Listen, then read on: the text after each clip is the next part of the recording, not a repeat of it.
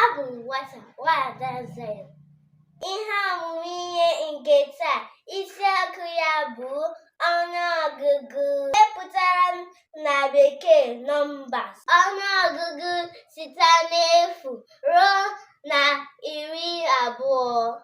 0 to 20. Nke mbụ bụ 0. Gịnị ka na-akpọ ya n'asụsụ Igbo? Efu. Efu.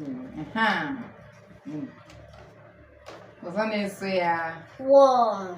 1. A na-akpọ ya gịnị n'asụsụ Igbo? Otu. Otu. 2. 2. A na-akpọ ya gịnị n'asụsụ Igbo? Abụọ. Abụọ. Ọzọ bụ 3. Gịnị ka a kpọrọ ya? 3. A na-akpọ ya gịnị n'asụsụ Igbo? Atọ. Ọzọ.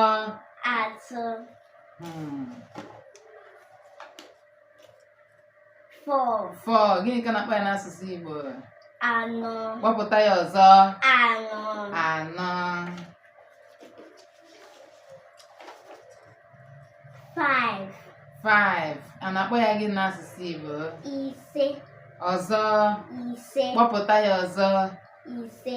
Ise. Ọzọ bụ 6. a na-akpọ ya gịnị n'asụsụ Igbo? Isii. Kpọpụta ya ọzọ. Isii. Ọ dị mma. 7. 7. A na-akpọ ya gịnị n'asụsụ? Asaa. Kpọpụta ya ọzọ. Asaa. Ọzọ. Asaa. Ọ dị mma. Ọzọ bụ 8. a na-akpọ ya gịnị n'asụsụ Igbo? Asatọ. 8 bụ gịnị n'asụsụ Igbo? Asatọ. Ọ dị mma. Ọzọ bụ 9. a na-akpọ ya gịnị n'asụsụ Igbo? 9. A na-akpọ ya gịnị n'asụsụ Igbo? 9. Kpọpụta ya ọzọ. 9. Ọzọ bụ ịbụrụ 10. 10. A na-akpọ ya gịnị? 10. Ọzọ. 10. Ọzọ. 10. Ị ga-asị onwe gị Onwe m ọma ịgbalị anya.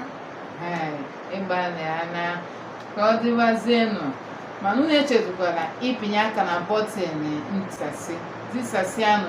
Let it get to as many children that can learn how to pronounce these words in Igbo. Ọ dịbazienụ, na gịnị ka unu ga-asịkwa n'ụmụ sịkwa n'onwe unu? Imeela.